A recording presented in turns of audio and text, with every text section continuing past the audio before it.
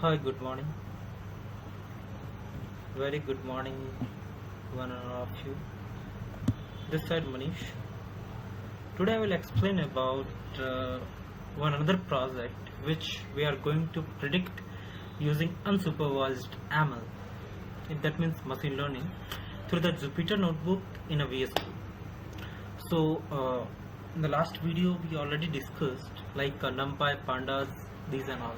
Why we use the matplot, pyplot, and why we using sklearns. These are all things we clearly discussed about that, and also we discussed that how we can load a data. So basically in this data we are talking about iris data set. So let's see what is meaning actually. So as we see, the data set consists spatial length, spell width, petal length, and petal width. That means iris dataset, we know that in eyes, we're talking in eyes. How is that actually? Got it. So next we will see what is what kind of data set. So as we see, when we run that code, we will see like a 150 and a 4. And next we will going to find it is any null value consist in our data set. So for that we will use like a df dot is null dot sum. So it will show what kind and what another data types which present in a null value or not, and it will also show what kind of data type presents inside the our CSV file, or it can be a XLX file. So in that we have a not a single null value, and in that also an integer data type.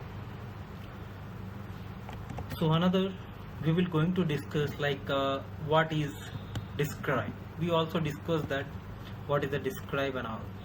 So here we are finding that next step like outliers. So outliers basically what? We will see inside a data set that outliers can be, hold a minute.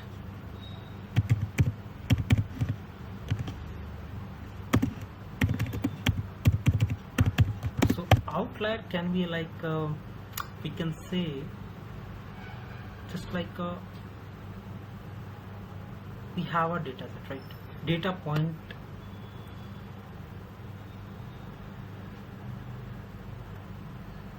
different from the rest of data.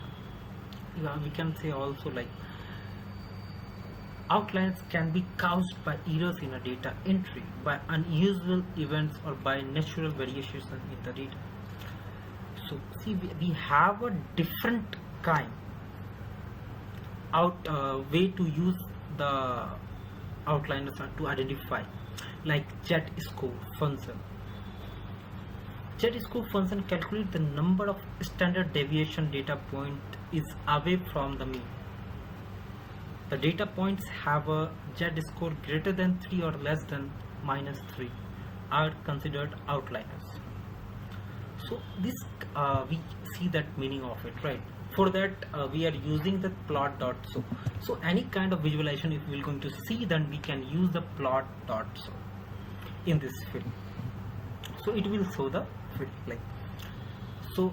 If outliner is available, so we need to remove that. For that, these are the functions how we can remove. So when we remove the outliners, and then we will see the shape of data. We will see like 1, 4, 6 and 4 as you can see here. But if you go to the upside, when we have outliner, that time what is the data set? Like a 154. So we see the data set without outline. So then we will see that box without outline. So it will show like this. Next, so what is bias? So next question is, what is bias?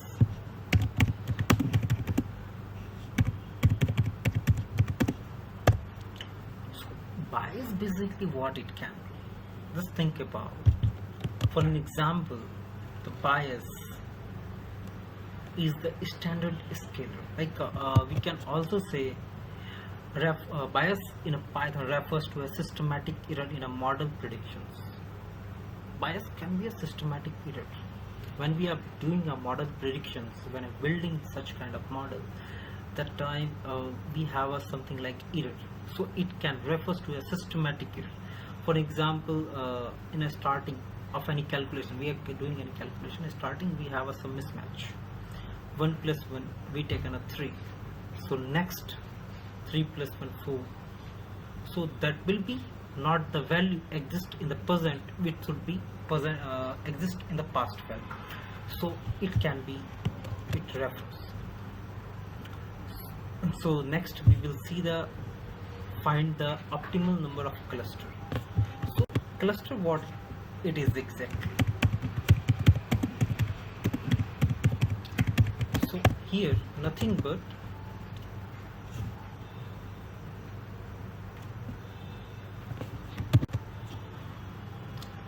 it is an unsupervised machine learning algorithm, clustering. So basically in the starting of the video I said that we are doing a prediction through the unsupervised machine learning. So definitely we will take a clustering in a part of it, and it is a algorithm of machine learning that groups data points together based on their similarity. It is a powerful tool for finding the hidden patterns in a data and can be used for a variety of tasks such as customer segmentation, fraud detection, and image analysis. So earlier we had one project like fake news detections.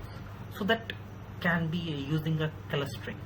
So we also have a different kind of clustering techniques like k-means clustering, hierarchical clustering, and spectral clustering.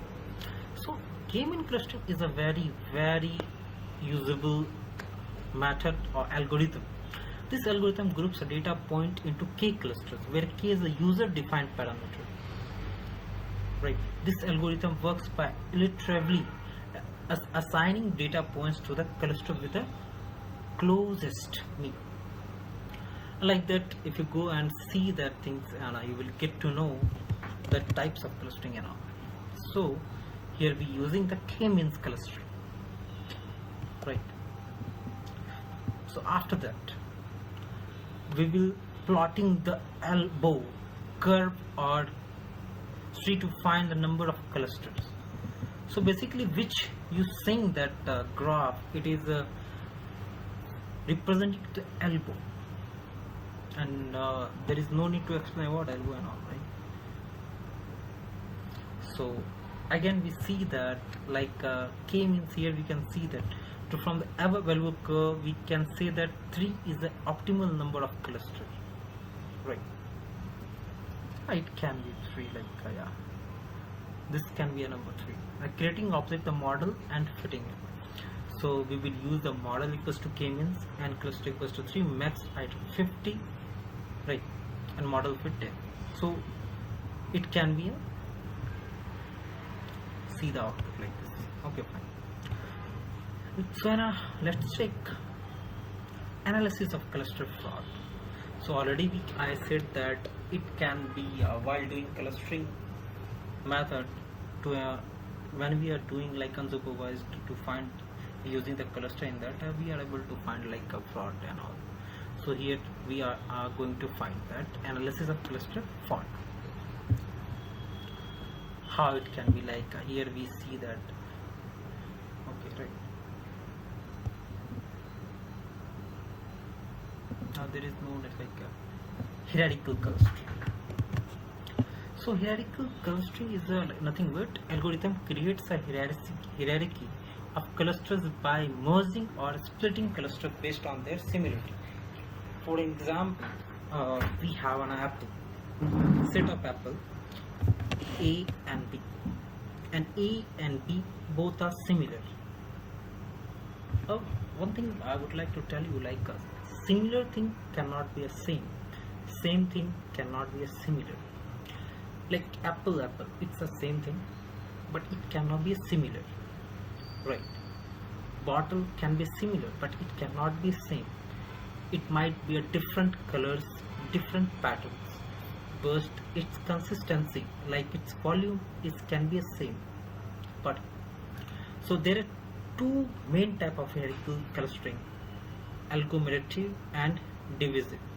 So as I see, splitting or merging, it's a two part of hierarchical clustering. Got it. So next we will see